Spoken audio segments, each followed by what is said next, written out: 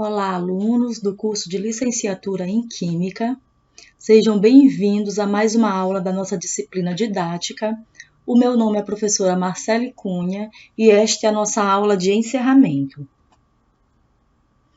Bom, na aula de hoje, nós teremos uma breve revisão dos conteúdos da nossa disciplina didática, sendo na unidade 1, Educação, Pedagogia, Didática e o Ensino, conceitos, concepções e relações, e ainda os sujeitos da ação pedagógica e o objeto da didática. Na unidade 2, teremos o papel e os saberes dos sujeitos básicos do ensino-aprendizagem. Na unidade 3, as tendências pedagógicas, a didática e o processo de ensino-aprendizagem. E na unidade 4, falaremos sobre o planejamento educacional. Unidade 1, Educação, Pedagogia, Didática e o Ensino, conceitos, concepções e relações. Na unidade 1, nós estudamos que a didática é uma área da pedagogia que estuda o fenômeno ensino. Então, tudo aquilo que tem a ver sobre a prática de ensinar e o planejamento do ensino faz parte do objeto de estudo da didática. A didática objetiva direcionar o professor a uma forma organizada de ensinar, a uma forma sistemática de ensinar. Compreende que não há uma única forma, nem um único modelo de educação. Tem como um dos princípios básicos a concepção de que não há docência sem discência. Então, os elementos básicos desse processo de ensino são justamente o docente e o discente, o professor e o aluno.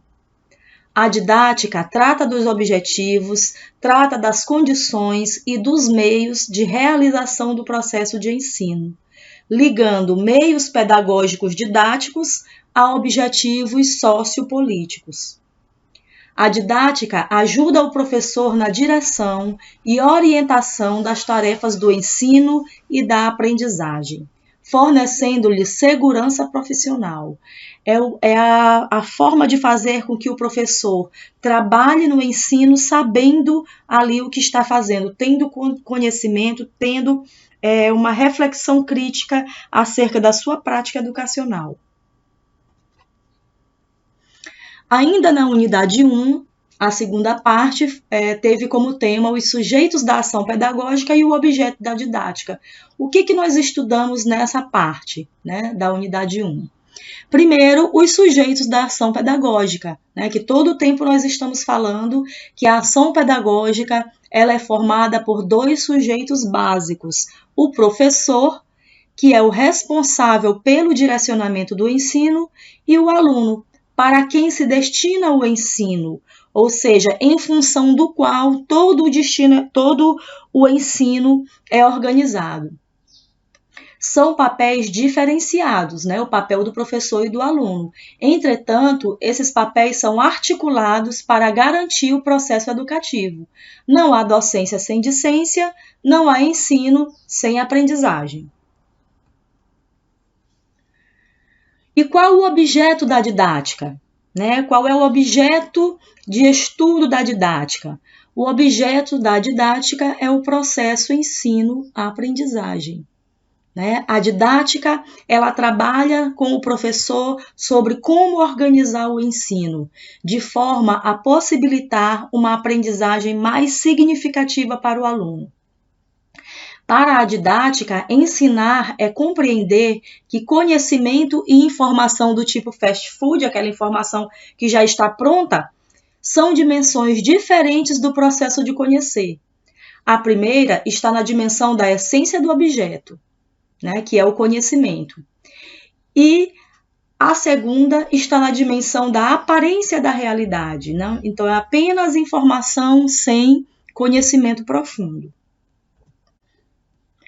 Na nossa segunda unidade, nós vimos o papel e os saberes dos sujeitos básicos do ensino-aprendizagem. Então, além de conhecer quem são esses sujeitos básicos, nós vamos agora saber qual é o papel de cada um deles. A gente estudou sobre qual o papel de cada um desses sujeitos, o professor e o aluno. Nesse sentido, nós vimos que na relação professor-aluno existem dois tipos de interação, né? Uma é a relação unilateral, né, que é mais utilizada pela educação tradicionalista, onde o professor é visto como o centro do processo de aprendizagem, e esse tipo de relação unilateral nega a possibilidade de diálogo ou mesmo de troca de saberes entre professor e aluno. Essa relação unilateral, ela já é considerada hoje em dia pela didática como uma relação ultrapassada, uma relação que não mais se pode utilizar nos dias de hoje. O que hoje está em voga, né, na didática é a relação dialógica, né, uma relação mais progressista entre professor e aluno, onde, a partir do diálogo, integra a arte, a cultura, os valores e, principalmente, a interação humana. Pois essa interação humana, através do diálogo, é que permite o exercício do pensamento crítico reflexivo e ainda da autonomia pelo aluno. Então, hoje em dia, a didática, ela se apega muito mais a esse tipo de relação dialógica por compreender que essa integração, essa interação humana de diálogo entre o professor e o aluno leva o aluno a aprender de forma muito mais rápida e de uma forma muito mais significativa. Então, a interação professor-aluno na prática educativa, hoje, que é utilizada pela didática, é uma relação dialógica, sendo um elemento de fundamental importância no processo de ensino-aprendizagem em sala de aula, pois os laços estabelecidos entre professor e aluno são muito fortes e são essenciais para o desenvolvimento pessoal e intelectual deste aluno. Essa relação envolve afetividade, envolve atenção e principalmente envolve uma boa comunicação. Ainda agora na unidade 3, né, nós falamos um pouquinho sobre as tendências pedagógicas, a didática e o processo de ensino-aprendizagem. Nós vimos que é papel da didática a tarefa de organização e planejamento da atividade, para assegurar aos alunos o domínio mais seguro e duradouro possível dos conhecimentos científicos. A didática visa criar condições e também os meios para que os alunos desenvolvam capacidades e habilidades intelectuais, de modo que dominem métodos de estudo e de trabalho intelectual, visando a sua própria autonomia no processo de aprendizagem e, portanto, independência de pensamento. A didática, ela vai tratar dos objetivos, das condições e dos meios de realização do processo de ensino, ligando meios pedagógicos didáticos a objetivos sociopolíticos. Isto porque a didática acredita que nenhuma ação pedagógica ela se dá ao acaso, mas ela precisa ter objetivos sociopolíticos também. É papel do professor planejar a aula, selecionar, organizar os conteúdos de ensino, programar atividades, criar condições favoráveis de estudo dentro da sala de aula, para que os alunos se tornem sujeitos ativos da própria aprendizagem. Para isso, o professor deve ter claros conhecimentos sobre o tipo de pedagogia que pretende adotar. E nesse ponto é muito importante que o professor ele tenha claros conhecimentos sobre as tendências pedagógicas, sobre quais os objetivos dessas tendências pedagógicas e principalmente em que contexto que elas foram criadas e adotadas. As tendências pedagógicas, elas estão explicitadas, né, em nossa aula em PDF da unidade 3, mas aqui eu trago um pequeno resumo sobre essas tendências pedagógicas com algumas considerações, né? Então, nós vimos que as tendências pedagógicas, elas têm um ramo dominado aí pelo pensamento liberal, né, que são baseadas nas ideias do pensamento liberal, são tendências conservadoras, né, visam a educação e a prática educativa para a manutenção da ordem vigente e ocupação dos papéis definidos na sociedade. Então, essas tendências pedagógicas aí do tipo liberal são aquelas que não visam a transformação social, mas sim a manutenção dos papéis que já estão definidos na sociedade. E nós temos, por outro lado, as tendências progressistas, que partem de uma análise crítica das realidades sociais, né, que visam essa transformação da sociedade, que tem a educação e a prática educativa para a emancipação do indivíduo, né? E, portanto, buscam uma formação humana omnilateral, uma formação humana no todo, né? Em todos os aspectos da formação humana. Como tendências liberais, nós temos a tradicional, a renovadora progressiva, a renovadora não diretiva, chamada também de escola nova, e temos ainda a tecnicista. E como tendências progressistas, nós temos a tendência libertadora, há também libertária e ainda a crítico-social dos conteúdos ou histórico-crítica. Todas essas tendências pedagógicas estão detalhadas em nossa aula em PDF. Em nossa quarta unidade, nós falamos sobre o planejamento educacional.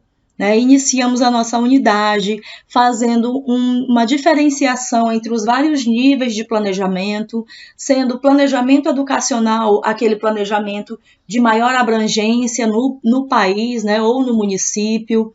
Nós vimos também que o planejamento curricular é aquele processo de tomada de decisões que visa como será toda a dinâmica de funcionamento ali do currículo escolar, da vida escolar do aluno. Nós vimos que o planejamento escolar é o planejamento global da escola, envolvendo não somente as ações de ensino, mas todo o processo de reflexão e decisões sobre a organização e o funcionamento dessa escola. Nós vimos que o planejamento de ensino é aquele planejamento mais específico feito pelo professor. É o processo de decisão sobre a atuação concreta do professor em constante interação com seus alunos. E aí, dentro desse planejamento de ensino, nós vimos também os elementos que compõem um plano de aula, Então, na nossa quarta unidade, nós destacamos e explicamos o que são os conteúdos, o que são os objetivos. Nós vimos que os objetivos eles devem ser formulados tendo em vista aquilo que deve ser alcançado pelo aluno.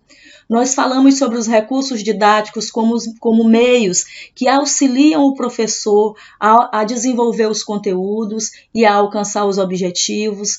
Nós vimos que os procedimentos de ensino são as ações que o professor vai utilizar, são os procedimentos que o professor vai realizar para desenvolver esses conteúdos e alcançar os objetivos.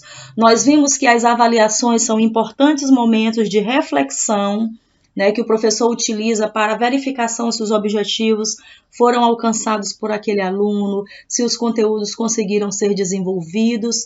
E nós vimos também que as referências enquanto indicação das fontes que o professor pesquisou, das fontes que o professor utilizou, para estudo, para planejamento do seu ensino, do seu plano de aula, elas devem ser referenciadas também nesse importante documento que é o plano de aula, ou o plano de ensino, ou o plano de unidade, ou mesmo o planejamento de uma disciplina em si. Nós temos aqui as principais referências que utilizamos para planejamento dessa aula. No mais, desejo a vocês um bom estudo e uma boa sorte. Até mais, pessoal!